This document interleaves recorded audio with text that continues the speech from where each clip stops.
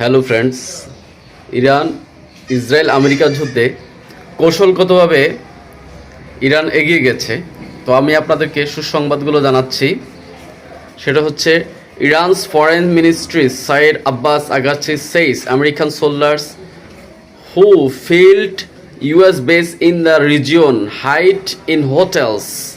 অর্থাৎ American soldier যারা আছে, আমেরিকান যে সোলজার যারা আছে, এরা যদি এই রিজনের কোনো হোটেলে লুকায়ে থাকে, using GCC citizens as human shields.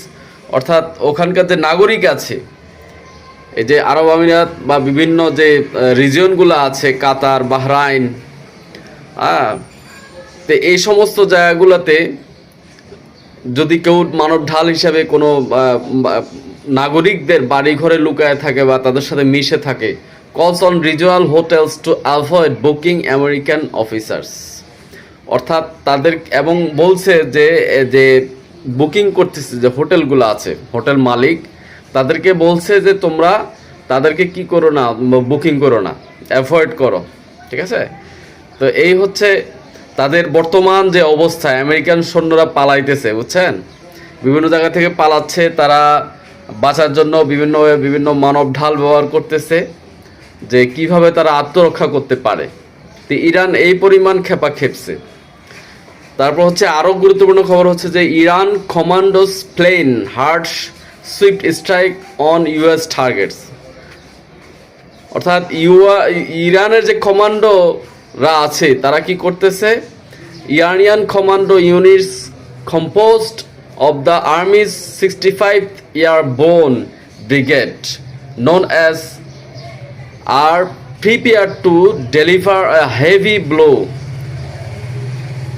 against Americans in a combined operation with the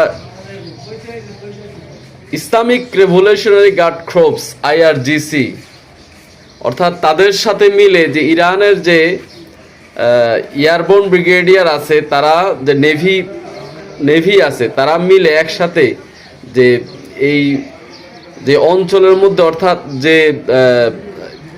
আরব সাগর আছে, এই আরব সাগরের মধ্যে যে সাম্রাজ্যবাদী বা আগ্রাসন চালাচ্ছে, তারা যেটা করতেছে যে হরমুজ প্রণালী ইরান যেভাবে কন্ট্রোলে নিয়েছে, নিয়ন্ত্রণে নিয়েছে, সেই নিয়ন্ত্রণ ভাঙার তারা চেষ্টা করতেছে বিভিন্নভাবে। তো তারা আবার উল্টা কি করছে, এগুলাকে নস্যাৎ করার জন্য তারা বিভিন্নভাবে বিভিন্ন কৌশলে তারা হামলা করতেছে। ঠিক আছে? তো যাই হোক, তারপরের খবর হচ্ছে ইউএস ইসরায়েলি ক্যাপচার্ড ইন